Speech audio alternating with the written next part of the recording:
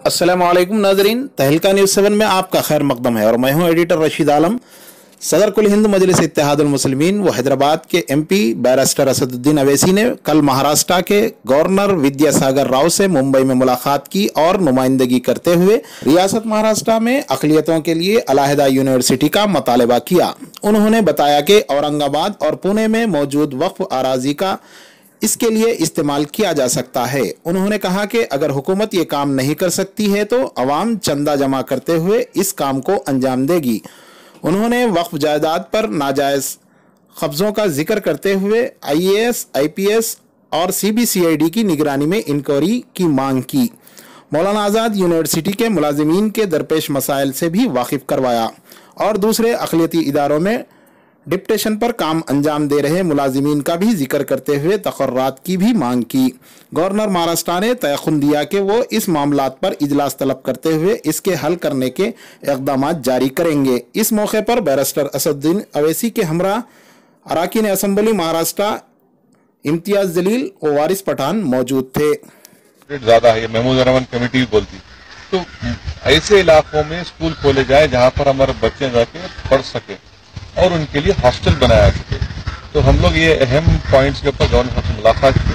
मैं उनका बहुत शुक्रगुजार हूँ कि वो बड़ी तवज्जो के साथ पूरे पॉइंट्स को पढ़ा, उन्होंने उसका नोट लिया और उन्होंने कहा कि यकीनन उनसे जो हो सकता है इसको गवर्नमेंट नोटिस में लाएंगे।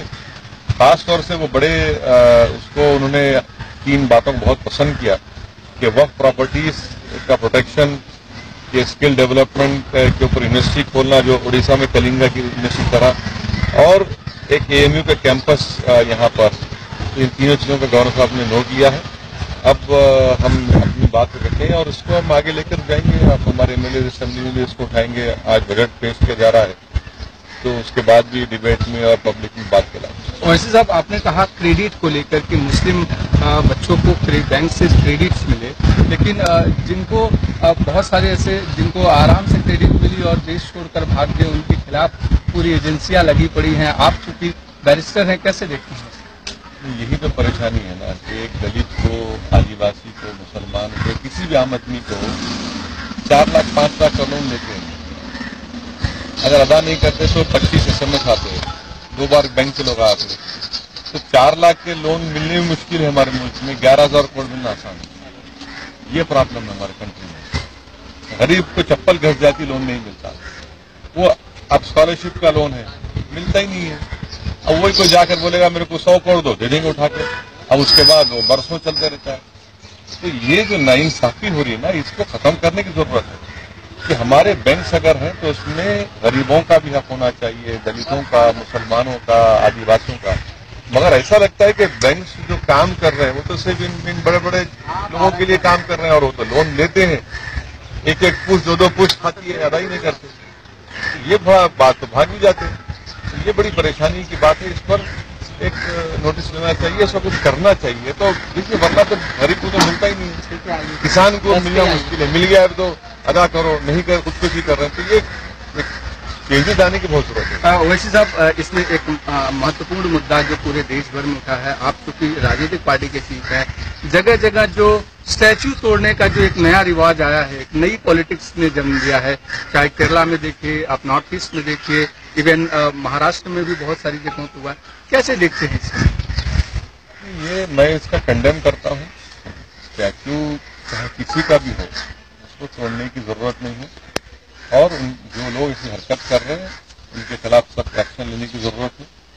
बहुत से लोगों की उसमें एक उनका एक रहता है, उसमें मोहब्बत रहती है लीडर में, उसमें तो तोड़ने के इससे क्या वजह है, क्यों तोड़ना चाह रहे हैं? ये जो तरीक़ेकार बनाया जा चुका है कि बस हमारा पसंद नहीं हम तोड़ देंगे, हमारे को उसको पसंद नहीं है उसको मार देंगे, तो ऐसा तो रूल ऑफ लॉ नहीं रहेगा ना। मुल्क में अमन शांति के लिए जरूरी है कि सब लोग कानून का लिहाज रखें।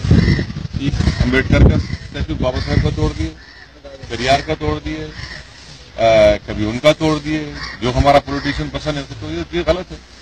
तो ये जो हिस्टोरिकल फिगर्स हैं, कम से कम ऐसा तो नहीं करना चाहिए। और गवर्नमेंट, जो भी गवर्नमेंट हो, इनका सख्ती से नोट ले, इनके खिलाफ एक्शन ले और इनको सजा दे, तभी जाकर ये उठने वाला है, वरना तो फिर ये बढ़ते रहेगा। अगले साल इलेक्शन है तेलंगाना और इसमें, लेकिन अब से ही एनडीए से तमाम राजनीतिक दलों का मोह भंग होने लगा है। लोग पार्टियां छोड़ने लगे हैं, बीजेपी गवर्नमेंट पर ब्लेम करना शुरू कर दिए हैं। 4 साल वो सत्ता में उनके साथ रहते हैं, इसे कहते देखना अच्छे दिन खत्म हो गया, अब बुरे दिन आने वाले। एक सवाल जो